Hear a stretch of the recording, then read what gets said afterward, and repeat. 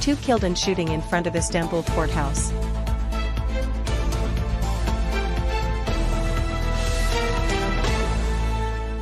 "32 captives held by Hamas killed in Israeli bombings in Gaza."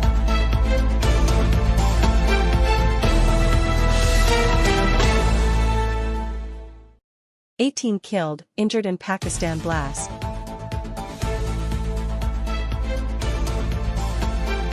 Police sources reported that 8 people were killed and 10 others were injured following the incident in an election office. No groups or individuals have yet claimed responsibility for the blast. Citing a document compiled by Israeli intelligence officers, the New York Times reported on Tuesday that 32 of the 136 captives held by Hamas have died since Israel began its bombing campaign against Gaza in early October.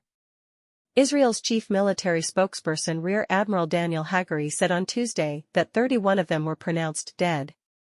The daily newspaper, citing 4 military sources, who spoke on condition of anonymity, reported that Israel is also assessing unconfirmed intelligence indicating that at least 20 other captives may have also been killed by the bombings. The Israeli military also told the New York Times that it was deploying all available resources to locate and retrieve as much information as possible regarding the captives currently held by Hamas.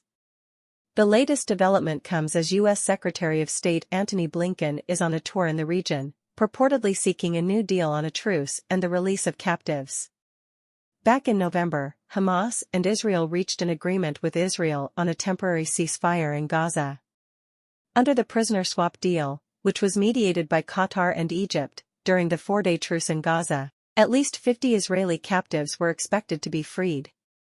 In exchange, 150 Palestinian prisoners were to be released, all women and children. Hamas has already said any ceasefire deal in Gaza must entail the complete withdrawal of Israeli forces and the lifting of the regime's blockade of the territory. Israel waged its brutal war on besieged Gaza on October 7 after Hamas carried out an unprecedented operation against the occupying entity in retaliation for its intensified atrocities against the Palestinian people.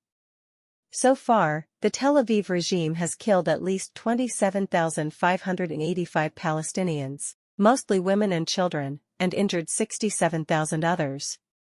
Israel has imposed a complete siege on the densely populated territory, cutting off fuel, electricity, food, and water to the more than 2 million Palestinians living there.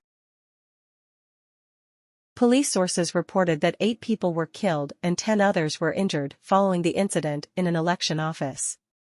No groups or individuals have yet claimed responsibility for the blast.